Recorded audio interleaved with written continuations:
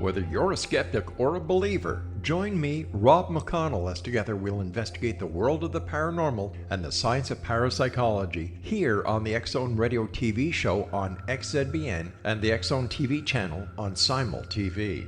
Since 1990, the X-Zone Radio TV show has been the place where people dare to believe and dare to be heard. Together, we'll investigate UFOs, aliens, ghosts, Bigfoot, psychic phenomena, lake monsters, conspiracy theories, government cover-ups, the truth embargo, alien abductions, ESP, haunted locations from around the world, and so much more. With over 28 years of broadcasting and more than 4,500 individual guests, the X-Zone is truly a place where fact is fiction and fiction is reality, as evidenced by the credibility, integrity, and professionalism of the guests that we bring to our international audience. If you have seen a UFO, had a close encounter, seen a ghost, Bigfoot, lake monster, or a story that you would like to share or have investigated, contact me, Rob McConnell, by sending me your email to xzone@xzoneradiotv.com, or you can call toll-free 1-800-610-7035, extension 143, and on Skype, X-Zone Radio TV. For more information on the X-Zone Radio TV show with yours truly, Rob McConnell, visit www.xzoneradiotv.com or www.xzonetvchannel.com or simultv.com and xzbn.net. Until next we meet here in the X-Zone from our broadcast center and studios in Hamilton, Ontario, Canada, always remember, X-Zone Nation, keep your eyes to the sky and your heart in the light.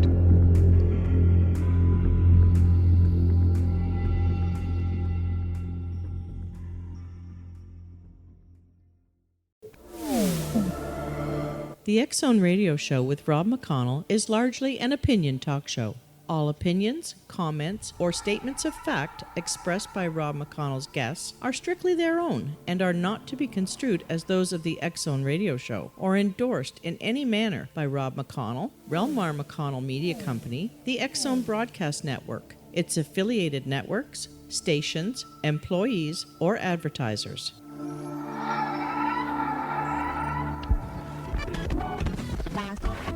All Hit Radio.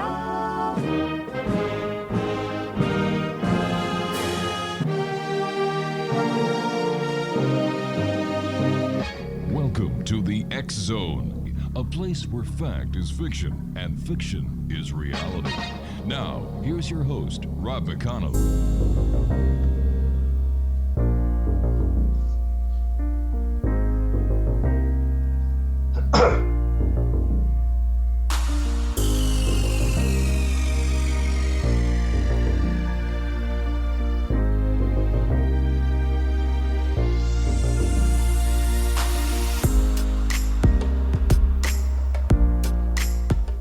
And welcome to a new week here in the X-Zone from our broadcast center in Hamilton, Ontario, Canada. And I am your host, your guide, as together we cross the time-space continuum to this place that I call the X-Zone. It's a place where people dare to believe and dare to be heard. It's a place where fact is fiction and fiction is reality. And the X-Zone comes to you Monday through Friday from 10 p.m. Eastern until 2 a.m. Eastern, right here on the X-Zone Broadcast Network and on Simul TV, Channel 21. If you would like to send me an email, xzone@xzoneradiotv.com, on all social media sites, X-Zone Radio TV. And if you'd like to find out about the programming we have available for you on the X-Zone Broadcast Network, visit www.xzbn.net, and for the X-Zone TV channel on Simul TV, www.simultv.com, Channel 21. Our guest this hour, X-Zone Nation, is Bryan Sentes, and he is a scholar and a poet based in Montreal, Quebec. With Susan Palmer, he published a well-received, widely published, and widely taught study of flying saucer religions, the most recent version of which is included in the Cambrian Companion to New Religious Movements. And joining me now from the most beautiful city in the world, Montreal, Quebec, is Bryan Sentes. And Bryan, welcome to the X-Zone.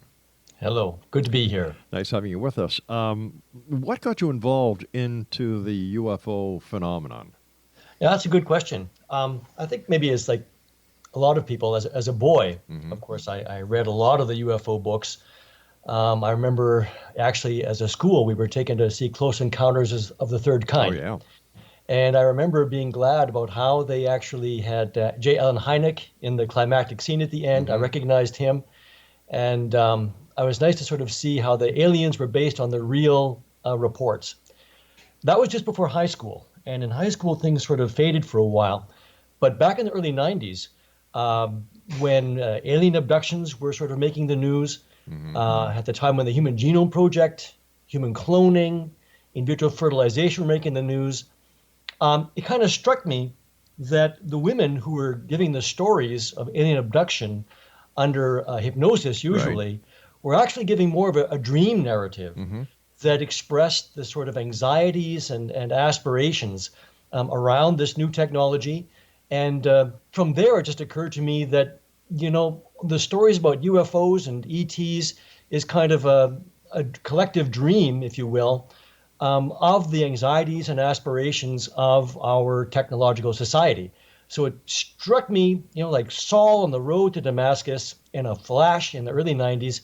And I've been sort of, I dived back into it then, delivered that paper that you mentioned at the beginning back in 2000. And I've been working in the field ever since.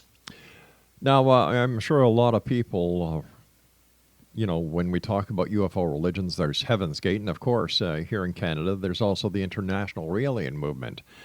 Why do you think these two UFO-based religions, took off so much? And why do, the aliens, they still have a worldwide following? Why are they still able to attract followers? Well, that's the argument of the paper we delivered. And as weird and far out and marginal as the Raelian belief system is, at the end of the day, it's perfectly in harmony with the values and the worldview at the very center of our civilization. Because what they do is they value science above all. They see technology as ultimately solving all of the problems that technology leads to. And their worldview is one which is purely immanent. There's no more supernatural realm. There's no more transcendent realm. Everything happens within nature, which is true in its own weird way in the New Age, where there's different sort of levels of vibratory energy. I think there's 14 of them. So that would be the main reason. As well, they're a fun-loving bunch. I don't know how much you know about the Raelians, but they place a great value on sexual freedom. Yeah, they certainly do. I don't doubt that's a selling point. How many different UFO-based religions are there? Oh, that's a good question. There are, there's the Raelians, there's Unarius, there's Aetherius, there's the I Am. These are the ones I know, of course, Heaven's Gate, as you mentioned. There's the Ashtar Command, so there's sort of channeling groups. And there are many others that are very, very small. And then with the advent of the internet, a lot of them have been had more of a digital profile than a physical profile. So in terms of like strictly flying saucer religions, that's a good question. There's at least a dozen, probably more. But my research has sort of focused more on the UFO phenomenon in general than the very, very specific religious expressions. So based on your research, are UFOs those little lights in the sky that many people claim that they come from the Pleiades or some other far-out planet across the universe? Based on your research and your studies, are they real or are they a figment of our imagination based on the technological presence and where we are in today's societies with our stresses and everything else that goes along with day-to-day living? Well, I'd have to say probably both in a sense. On the one hand, a figment of the imagination is real too. I know I'm playing with the words a little bit there. Right. If you're asking, are they spaceships from Zeta Reticuli or the Pleiades? Yes. I find that highly dubitable for a number of reasons that we might get into. I think it truly is the case that at the end of the day, I agree with Jacques Vallée that there is a hardcore, mysterious, real, physical phenomenon What it is a very good question. It is both physical and sort of transcendent in a way, that it kind of plays with the rules of physics in strange ways. But at the end of the day, it's probably a great mix of, as you remarked, our technologically based anxieties and aspirations projected onto things that we see in the sky, lights we can't identify. And then amid all that is certainly something very, very strange, whose nature I do not know. Without any substantial proof or any physical proof, why do people believe in something that can't be proven? Well, that's a very good question. I think the reason is going to be a kind of a psychological or emotional reason. Unconsciously, what's happening here is that we see ourselves. We see what we want to be. We see what we imagine ourselves to be in these stories. So in the 1950s and 60s, when flying saucers were landing primarily in Europe, right, and the little guys came out in their diving suits taking soil samples and plant samples, well, this sort of was an image that we would just see on the moon later, and things that we imagine that we would be doing on Mars in the near future. So in this way, it's got a lot to do with like projection. That would be my nutshell explanation.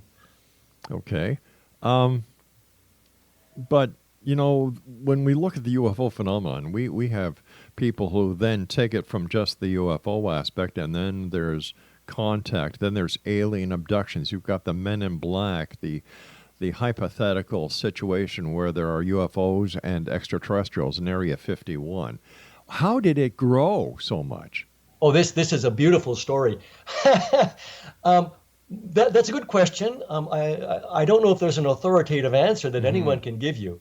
The last thing it is aliens with underground bases working with American scientists to develop anti-gravity technology, Stephen Greer notwithstanding. What is the case, and you get this in a great book by Mark Pilkington called Mirage Men, is it becomes very clear very quickly that the American Air Force, at the very least, picked up on the UFO mythology and began to use it for various intelligence ends.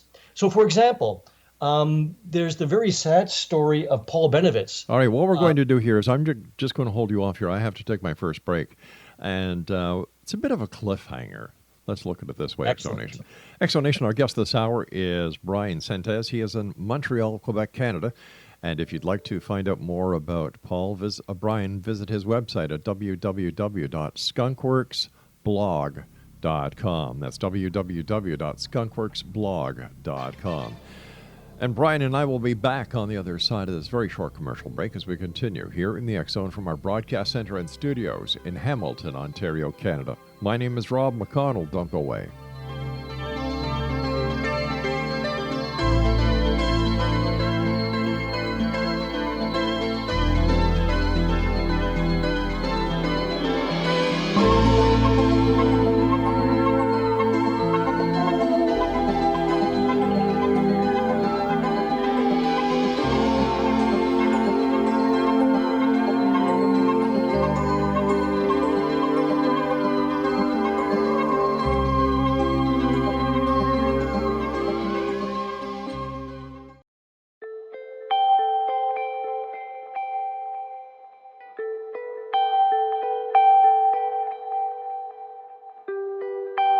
It's hard to listen to the news without realizing we're living in volatile, unprecedented times.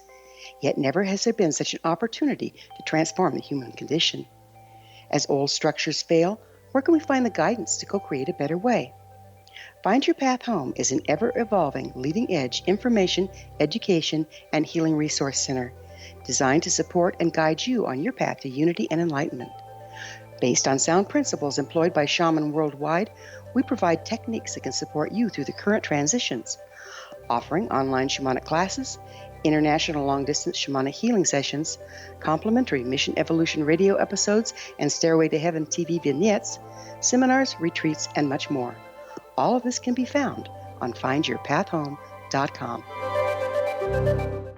So I was watching the X Zone TV channel last night when I was abducted by aliens, and they kept repeating to me over and over again, simultv.com, simultv.com. What's simultv.com? That's what I asked them. They had it written on the side of their UFO. How do you spell that? UFO. No, I mean simultv.com. simultv.com. simultv.com. Right. simultv.com. Interesting that you were abducted by aliens in a simultv.com UFO last night. Oh, yeah? Yeah. Now that you mention it, I remember now last night I was awakened from a deep sleep. My great-grandmother was standing there. She said she'd come from the hereafter to tell me about simultv.com. She even spelled it out for me. simultv.com, sonny boy. simultv.com. simultv.com, sonny boy. Wow. Yeah. Guys, you'll never guess what my psychic guru just told me. simultv.com. Exactly. Are you guys psychic too? Of course. We all know about simultv.com. simultv.com.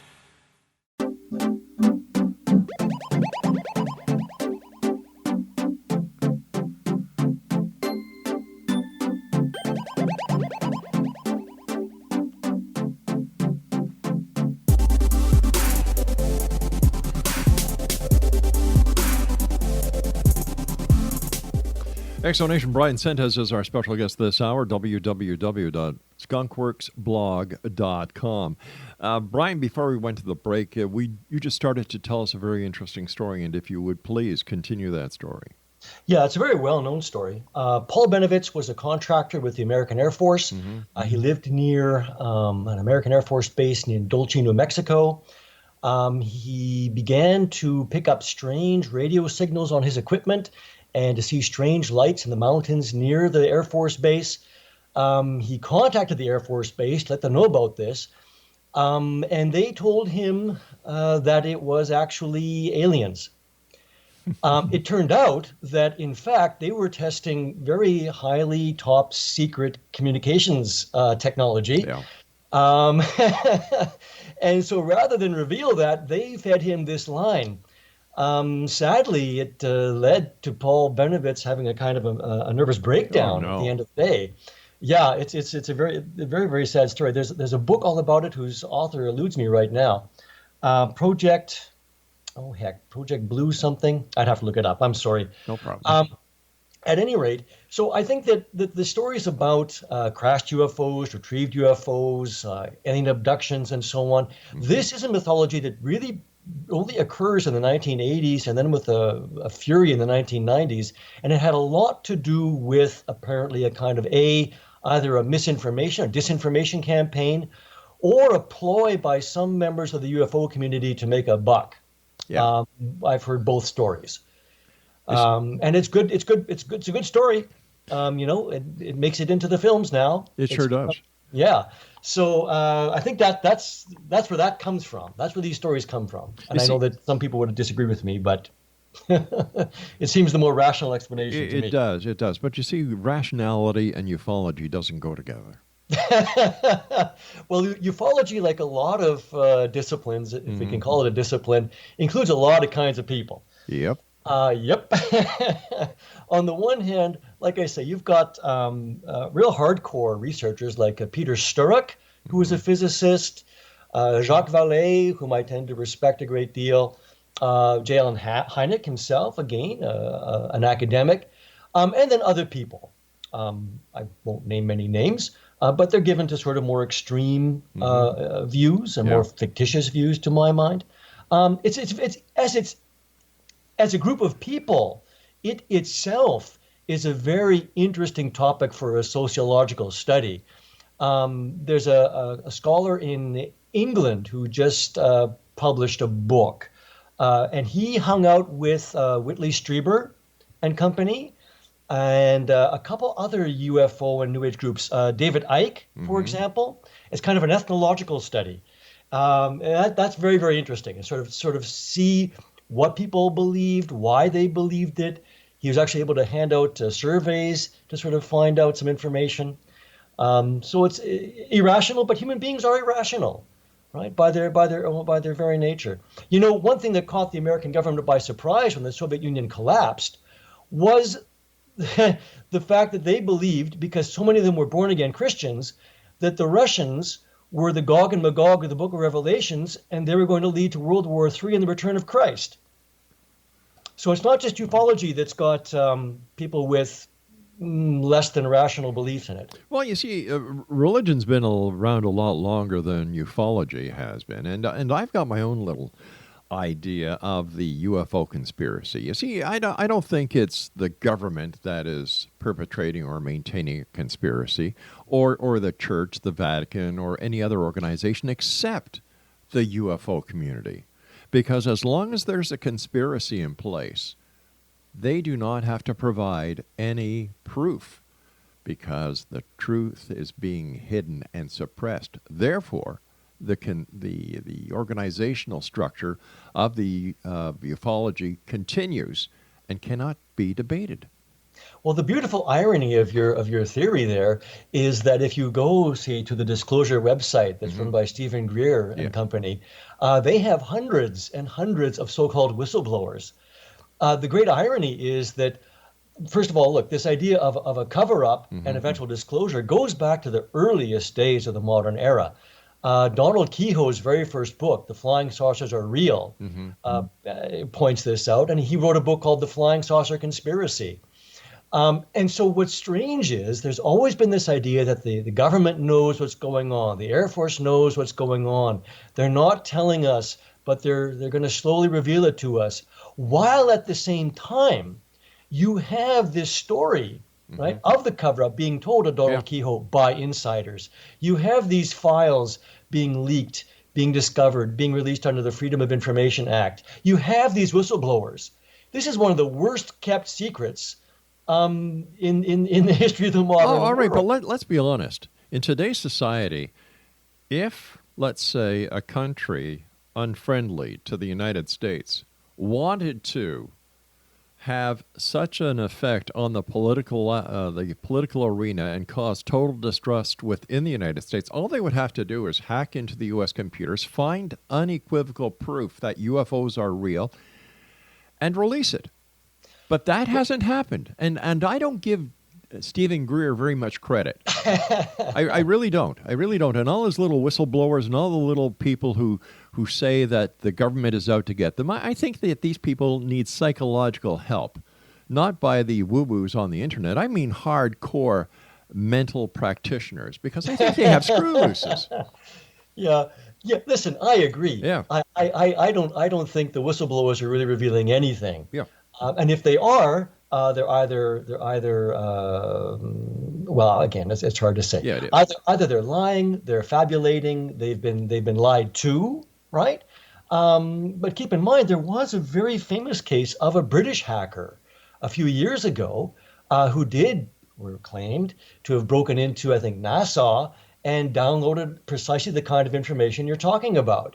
But of course, that's the kind of honeypot that if you were an IT specialist, you'd want to have in place precisely for the people who go looking for it. But we also know for a fact that China and Russia have hacked into the U.S. government computers. Yes. And they have released very damaging information. So, and I'm sure the U.S. is no better when it comes to hacking other countries' computers. That, if they found the information that, let's say, Russia or China was suppressing the truth about UFOs, that there would be hackers who would release it. It just doesn't make sense. Yeah. On the one hand, the people who believe in the conspiracy, they've always got an answer to that. Oh, sure they do. And one answer is that the Russians and the Chinese and the Americans are all in cahoots with the aliens. On the other hand, the Russians and Chinese or any other unfriendly foreign power doesn't need to turn the people against the American government. One of the really unnerving aspects of this whole story is the way that the UFO conspiracy community dovetailed in with the sort of militia movement, right, in the 90s, the people involved with Waco and the Timothy McVeigh. Yeah. Timothy McVeigh, in the days leading up to his execution, watched the film Contact 6 times. And of course, the the locus classicus, as we learned people would say, is, of course, Bill Cooper's Behold a Pale Horse, Behold a Pale Rider, right? This book from 1990, which is a nightmare synthesis of precisely this anti-government, posse comitatus, militia movement mentality with the UFO alien abduction conspiracy theory. And that's still with us. But let's face it, Bryan. Today, that sells. Follow the money. There is money being made by the people who write the books about government conspiracies and cover-ups. There is money that is being made at these exhibitions and these symposiums and these lectures around the United States and everywhere else. You know, David Icke has just released his film, for goodness sake, that's coming up. There's big money in ufology. There's big money in the paratourism industry these days. I think there's more snake oil being sold today within the UFO community than there is any credibility. Well, this is very interesting. I think on the one hand, someone like David Icke is a very special case. He's a wingnut. I'm sorry. Oh, yes. I just mean in terms of his commercial success. Yeah. That's all I mean. Well, Stanton Friedman. Stanton makes a killing. Did he make a killing? Oh, he's retired now. Oh, he's making a killing every time he's flown places. He's put up in hotels. He's his accommodations and his meals are paid for, and he gets a speaker's fee. Well, you see, granted that there are people like that. Mm-hmm. I also, as you know, am a poet. I know the Canadian literary world, and for every Michael Ondaatje, there are thousands of people struggling and working other jobs to pursue their art. And I think it's very much the same in ufology for those who make some money out of it. What's more interesting is it as a kind of social movement. What is interesting, I'm reading Kripal's and Kripal, I don't know how to pronounce his name, Kripal's and Stryber's Supernatural. All right, we've got to take that break again, so please stand by. Exo Nation, Bryan Sentes is our special guest this hour. If you'd like to find out more about Bryan, visit his website at www.skunkworksblog.com. Don't forget the X-Chronicles newspaper is available for one and all online with our compliments at www.xchroniclesnewspaper.com. To find out all about the X-Zone Broadcast Network and our 24/7, 365 broadcast schedule, go to www.xzbn.net. And around the world on the X-Zone TV channel, on Simul TV Channel 21. I'm Rob McConnell. We'll be back on the other side of this break. Don't go away.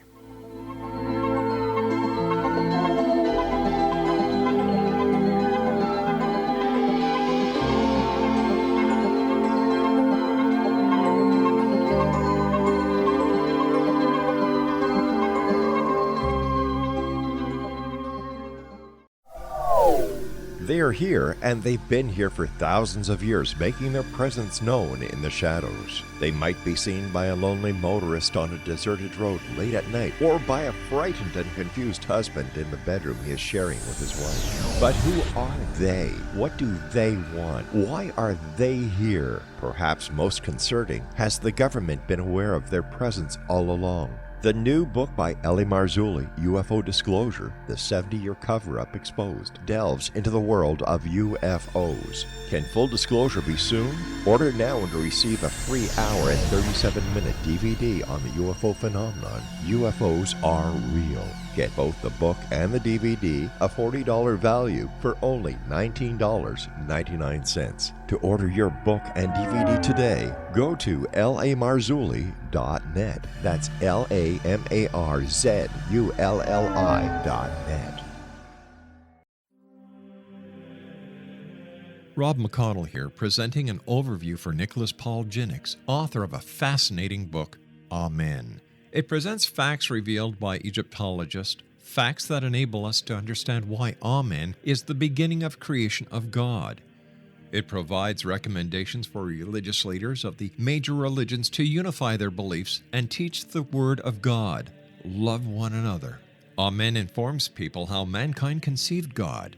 It was the Egyptians that developed the concepts of a soul, a hereafter, and Son of God. And finally, after the worship of many gods, They conceived the belief in one universal God, the maker of all there is. For more information, visit www.futureofgodamen.com. That's www.futureofgodamen.com. You have heard of the X Zone? Now watch it on Simul TV, plus 500 video games, live TV channels, free video on demand, worldwide, and more. Does this sound like tomorrow's television? Well, it is, but you can have it today, right now. It is Simul TV. Simul TV offers what the others only wish they could provide. 15 exclusive channels like X Zone, sci-fi, and horror. We are worldwide. No other provider offers that. 500 built-in video games. No need to have an extra expensive system. We have them included. Free video on demand. Live streaming events from around the world. Interactive online network, and much more. Tomorrow's TV today. Simul TV. Sound too good to be true? Well, it's not. You can have Simul TV today. Sign up at simultv.com. Do it today.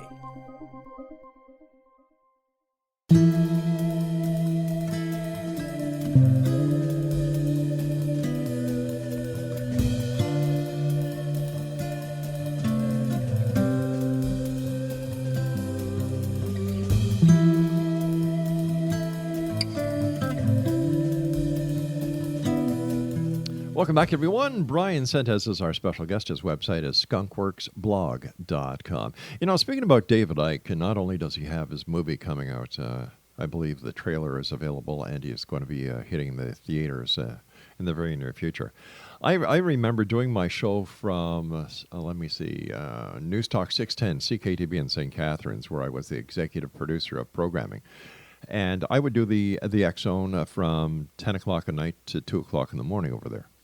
And David Icke was going to be a guest on my show. I had the Niagara Regional Police contact me to see if he was going to be actually in St. Catharines. And I said, no, it's going to be a telephone interview. And I said to the officer, I said, is there a problem? He said, if there wasn't a problem, I would not be calling you. Okay, I said, no, sir, it's going to be a telephone interview. And he said, all right, we just want to make sure. Well, I came to the station about an hour and a half prior to my show, and there was an unmarked police car with 2 police detectives in front of the station for the duration of the show. Interesting. I do know that he was recently barred from speaking in Australia because of supposed anti-Semitic remarks. Mm-hmm. His anti-Semitism is questionable and problematic. But he's making money with this. Yes. It's his shtick. And yes. Earlier you were talking about how hard authors work. And there's, that you've got the odd author who makes it, and then you've got thousands who don't. And my heart goes out to them because I know for a fact there are a lot of great authors out there who don't get the break they need. However, in the UFO community, there are dedicated TV channels spreading their work, creating the demand for these speakers, creating the demand for their books, creating the demand for them to have public appearances. Authors don't have that. Well, we do, but not in quite the same way because our medium is a little old-fashioned in that regard. Although, on the other hand, just to quickly remark, sure. There are some poets, Instagram poets is what they're called, and they publish their work online, and they have sales of their poetry books literally in the millions. Mm-hmm. Okay, so they're very rare again, and that's because of a media shift. Yeah. At the end of the day, though, on the one hand, you're perfectly correct. There is this sort of commodity side, right? This commercial side of the ufological, which I have to argue, at the end of the day, it pales compared to the kind of money that Men in Black or I understand, in, right? but Hollywood is all part of the media, and when Hollywood produces something, there's a lot of spin-offs, and a lot of these spin-offs can be found in today's UFO community, like Daryl Sims. Let me see who else can. and people like Sims, and I could go on and on. I've been doing this show now for 30 years, 5 nights a week, 4 hours a night. People say, well, Rob, how come you do your show if you don't believe? I'm looking for the truth. Yes. Plain and simple. If it's there, let's find it. If not, let's expose it. Well, what's interesting for me is that the truth is the social phenomenon. Exactly. Right? That's what's really quite striking. Mm-hmm. On the other hand, right, following Jacques Vallée and others like Peter Sturrock, hardcore physicists who've done their homework, there is sometimes some real physical phenomenon at work, which is poorly understood. One can even point to the Hessdalen lights in Scandinavia, which has been studied, but we're no near understanding what's going on there. Right. But of course, for me, at the end of the day, what's interesting is precisely the social interest. Why does this sell? Why has this grabbed our imaginations now increasingly in a worldwide way? And even more so, as I was referring earlier to the book by Whitley Strieber and Jeffrey, you know how his name is pronounced? I'm sorry, Kripal. No, I don't. I'll call him Jeffrey Kripal. He's a scholar of religion. It's The Supernatural: Why the Unexplained is Real. And Whitley Strieber remarks about the hundreds of thousands of letters he received from people who claim to have had the same experiences that he claims to have had. But once again, the number of letters that he claims to have received were never authenticated. I grant. But what is the case is that even a Gallup poll will reveal that most people, believe, right, how seriously or not, that, half of people believe that flying saucers are spaceships from outer space. And there are non-human intelligences in the universe, some of which are interacting with us. But we all know this is interesting. We all know that any poll can be skewed to give any result that the pollster wants. Okay, now, on the one hand, you're perfectly correct. I mean, if you look at the questions that are asked and the assumptions that are behind the questions, there's a lot of head scratching and brow furrowing that we can do. Sure. On the other hand, I think it is the case that this kind of response has been fairly consistent since the earliest stage of the phenomenon, especially in the United States. Europe is a little different, but not that different. And if it weren't the case that these stories were so compelling in their own way, then the ET wouldn't be as ubiquitous as it is. But we can say the same thing about Santa Claus at Christmas time, the Easter Bunny at Easter, the leprechauns on St. Patrick's Day. The list goes on and on and on. Once again, it's a sociological event that is based on no proof. Oh, well, why does it have to be based on proof? Well, because how do you know if it's real? There's more proof for UFOs than there is for Santa Claus. Where is the proof? I'm sorry for your. Where's the proof? Where's the proof? Yeah. All the stories that have come out over the past decades. That's not proof. The photographs, fake or not fake. Yeah. Good question. The will to believe is much stronger for these things. And keep in mind that the ET and the UFO is with us year-round, as opposed to Santa Claus and the Easter Bunny, who visit us once a year. As well, them leprechauns, they are, arguably part and parcel of the same phenomenon. Well, I don't know. And I'm not the first one to make that point. You see, I don't buy it. I really don't. As an ex-police detective, I want facts. I don't go on hearsay evidence because anybody can concoct these stories to give themselves a little bit of fame. Hey, Joe, you know what I saw the other night? My wife and I were driving along the shore, lake shore in Toronto. We looked up in the sky and, my God, Joe, there was a UFO. We saw it, Joe. It was round. There were little lights. There were people inside. We saw this, Joe. The story starts. Well, wait. On the one hand, some people will make up that story for the sake of making up that story.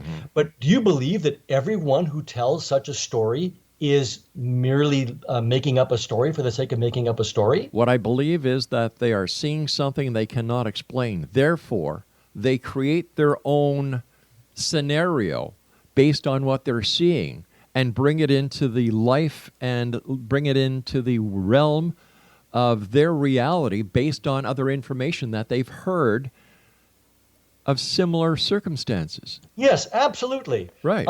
What you're putting forward here, ufologists call the psychosocial hypothesis. And it's for this reason that in the 1890s, right, there were strange lights in the sky over California, and people thought they were quote unquote airships. People will see a strange ball of light, and to some people it will be a UFO, other people that might be an angel, other people that might be a ghost, and so on. On the other hand, if you think back to the Fatima event of 1917, when thousands of people all saw an event, all saw something, we don't know what it was, it's unexplained, okay, and the more responsible, I guess, among us would leave it there, so well, it's unexplained. But it bears a tremendous resemblance to what today we would call a UFO event. There was a spinning disc of many colors. There was heat effects. There was what was later called angel hair.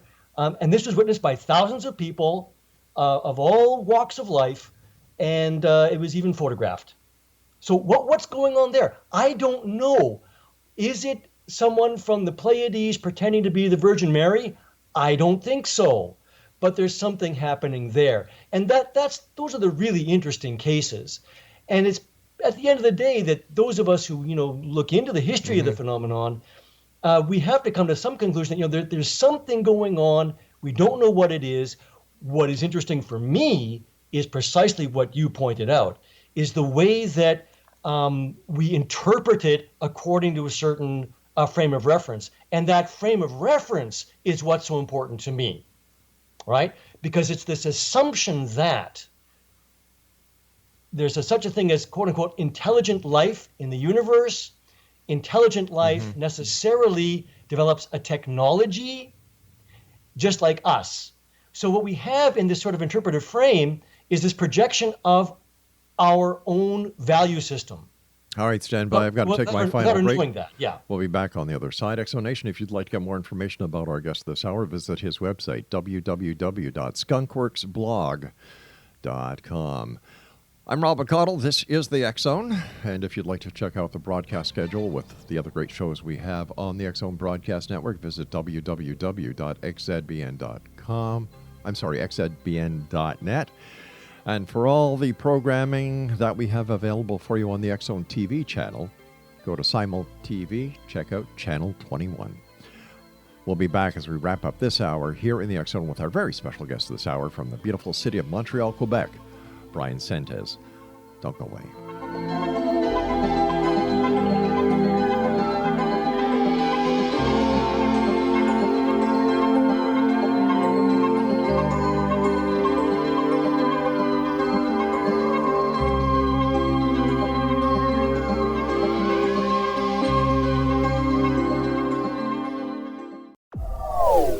They are here, and they've been here for thousands of years, making their presence known in the shadows. They might be seen by a lonely motorist on a deserted road late at night, or by a frightened and confused husband in the bedroom he is sharing with his wife. But who are they? What do they want? Why are they here? Perhaps most concerning, has the government been aware of their presence all along? The new book by L.A. Marzulli, UFO Disclosure, the 70-year cover-up exposed, delves into the world of UFOs. Can full disclosure be soon? Order now and receive a free hour and 37-minute DVD on the UFO phenomenon. UFOs are real. Get both the book and the DVD, a $40 value, for only $19.99. To order your book and DVD today, go to lamarzulli.net. That's LAMARZULLI.net.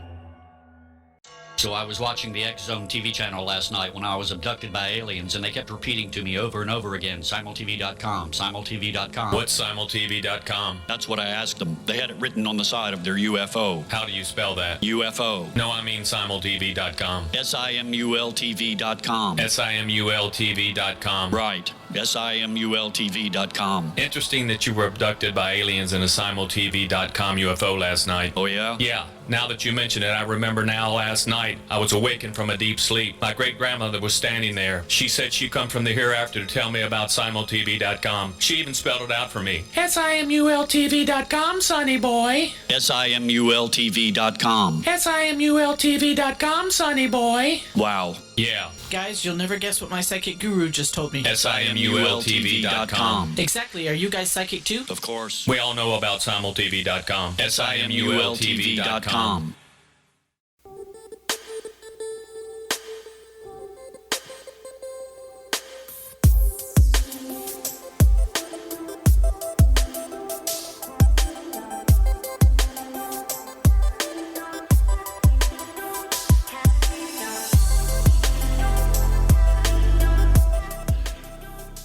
Bryan Sentis is our special guest. And first of all, Bryan, I want to thank you ever so much for coming on the show. I have thoroughly enjoyed our hour together, and I want to thank you for the great work that you do. Oh, thank you very much. I enjoyed it very much myself so far, indeed. So far. No surprises. Listen, Bryan, is it possible that why ufology is so predominant these days is because people have lost faith in the established religious philosophies that have kept them going for so long? Oh, that's a very, very interesting observation. Here in Quebec, where I think you were raised here, if I remember correctly. That's right, yeah. You remember there was this thing called the Quiet Revolution. Quebec used to be dominated by the Roman Catholic Church until the 1950s, and then it sort of threw that off. And now it's a very secular society, but it's also the province with the highest number of new religious movements. And perhaps the same thing is going on in general, as you point out, that the UFO as a kind of transcendent image, as perhaps carrying euphonauts who come from more advanced civilizations that have gone through the problems that we are suffering right now. They're coming to give us answers that we need. They're something supernatural, although they're technological. And so surely it is the case that with the sort of loss of traditional religions, although that's even debatable at a certain point, but you're right, with the kind of more secular society we have in the so-called West, UFOs certainly serve a religious function in that way, either in the kind of the New Age way that we had with George Adamski and so on in the 1950s with the Space Brothers, these tall blonde dudes coming out of the flying saucers. Or with sort of people like the E. SETI, with James Gilliland and so on, or Stephen Greer too. There's a weird sort of mixture of sort of New Age spirituality and sort of UFO paranoia conspiracy theory. It's a very, very interesting and heady mix. But at the end of the day, notice that we're simply projecting what we think we are beyond where we are. In other words, this has been my thesis for years now. The flying saucer is something technological, is a sign that technology will solve the problems technology leads to. And that I find a deeply problematic and deeply disturbing assumption. Yeah. Because at the end of the day, we're ending up with a kind of a sense that, well, if it can be done, it will be done. It also brings you to the point where I believe that humans are realizing that, hey, we're expendable. In what sense? Well, computers are going to take over. You've got artificial intelligence. You've got robots taking over the manufacturing industry. You've got ATMs taking over the banking industry. Well, it's true. I sometimes think the banks should pay me for doing the teller's job. That's a good idea. I'm going to vote for you. It is. The Raelians, they have a kind of a political arm called Paradism, I think it is, and they embrace automation. They think that robots will do all of our work, and we will be given a wonderful world of leisure and paradisal material wealth resulting. Yeah, well, See, it's funny. I teach college, and my students, they're young people. They're 18, 19. And I ask them, why does technology change?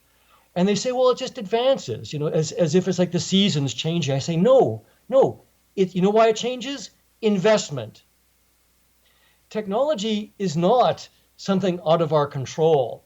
it's something that, and we were talking about this earlier when it talks about making money. Yes. Let's talk about Bill Gates. Let's talk about Mark Zuckerberg. Big time. Let's talk about Google and DeepMind and AI. Why are these things being developed?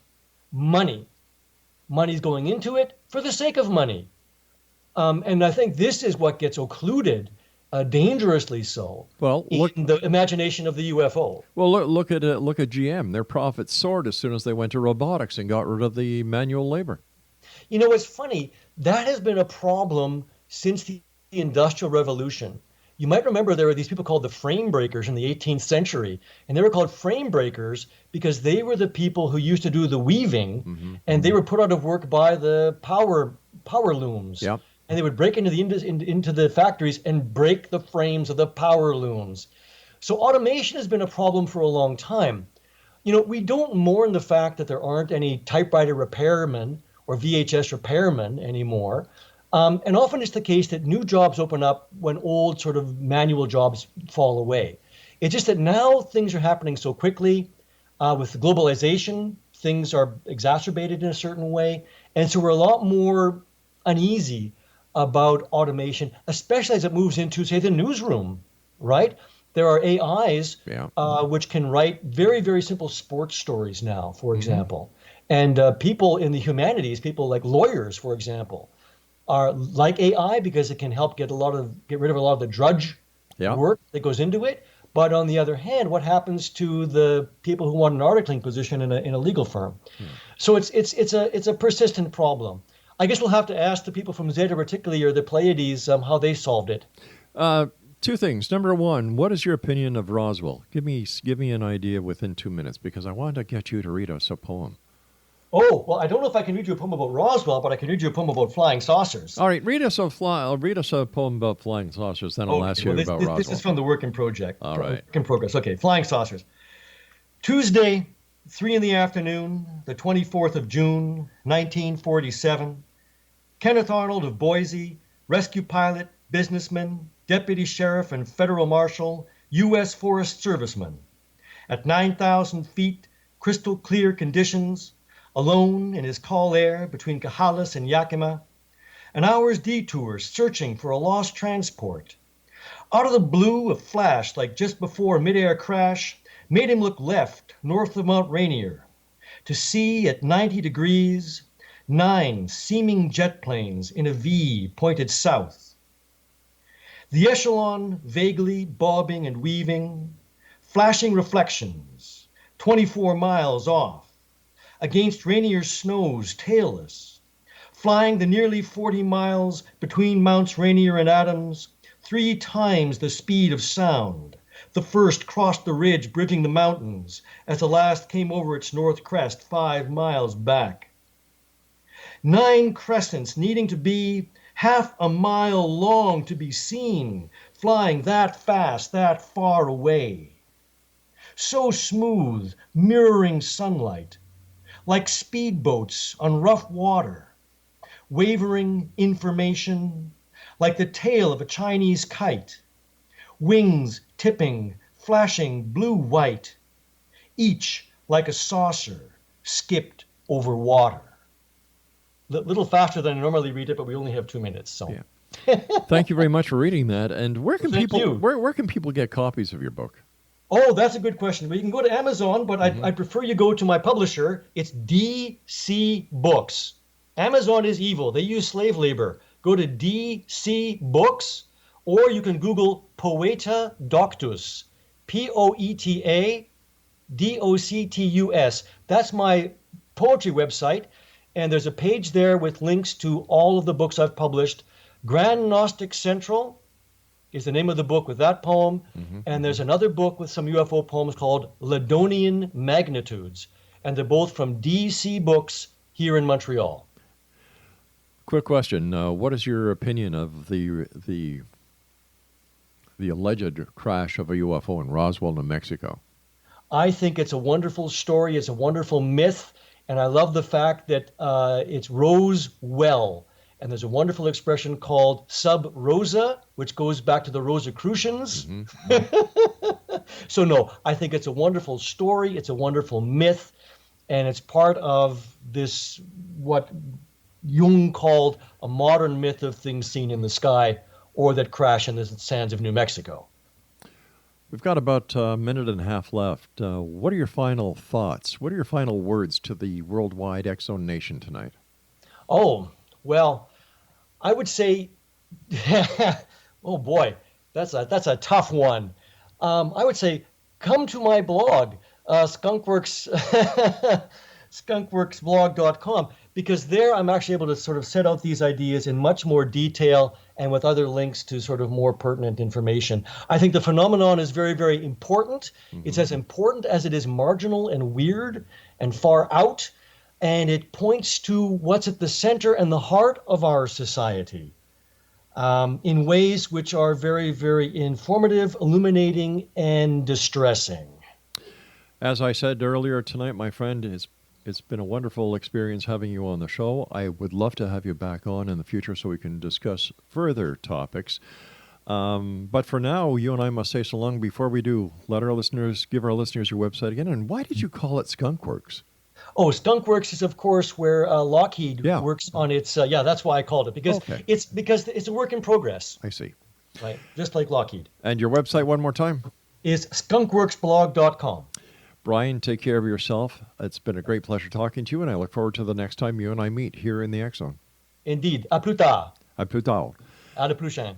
See, so X-Zone Nation will be back on the other side of this break as we continue here in the X-Zone from our broadcast center in Hamilton, Ontario, Canada. Once again, if you'd like to find out more about our guest this hour, Bryan Sentes, visit his website at www.skunkworksblog.com.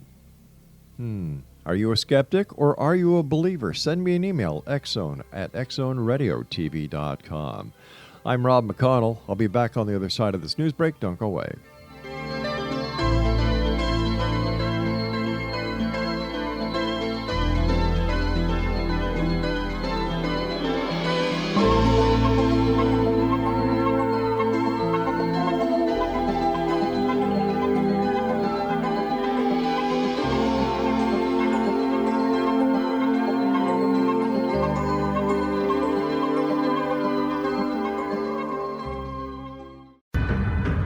If you are looking for a safe, zero-calorie natural option to the harmful artificial sweeteners on the market today, Just Like Sugar is what you're looking for. Just Like Sugar is a wonderful natural alternative for those health-conscious people who choose a calorie-restricted diet with a great, pure, sweet flavor that tastes just like sugar. Just Like Sugar is a great natural option for people suffering from diabetes and may be useful in restricted diet programs where standard sugars are not allowed and does not cause a laxative effect of some other sweeteners.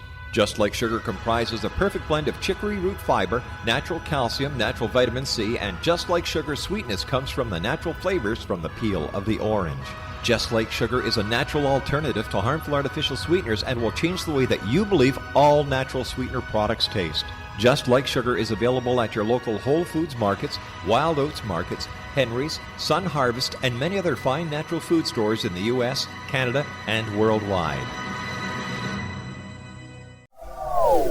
They are here, and they've been here for thousands of years, making their presence known in the shadows. They might be seen by a lonely motorist on a deserted road late at night, or by a frightened and confused husband in the bedroom he is sharing with his wife. But who are they? What do they want? Why are they here? Perhaps most concerning, has the government been aware of their presence all along? The new book by L.A. Marzulli, UFO Disclosure, the 70-year cover-up exposed, delves into the world of UFOs. Can full disclosure be soon? Order now and receive a free hour and 37-minute DVD on the UFO phenomenon. UFOs are real. Get both the book and the DVD, a $40 value, for only $19.99. To order your book and DVD today, go to lamarzulli.net. That's LAMARZULLI.net. You have heard of the X-Zone? Now watch it on Simul TV, plus 500 video games, live TV channels, free video on demand, worldwide, and more. Does this sound like tomorrow's television? Well, it is, but you can have it today, right now. It is Simul TV. Simul TV offers what the others only wish they could provide. 15 exclusive channels like X-Zone, Sci-Fi, and Horror. We are worldwide. No other provider offers that. 500 built-in video games. No need to have an extra expensive system. We have them included. Free video on demand. Live streaming events from around the world. Interactive online network, and much more. Tomorrow's TV today. Simul TV. Sound too good to be true? Well, it's not. You can have Simul TV today. Sign up at simultv.com. Do it today.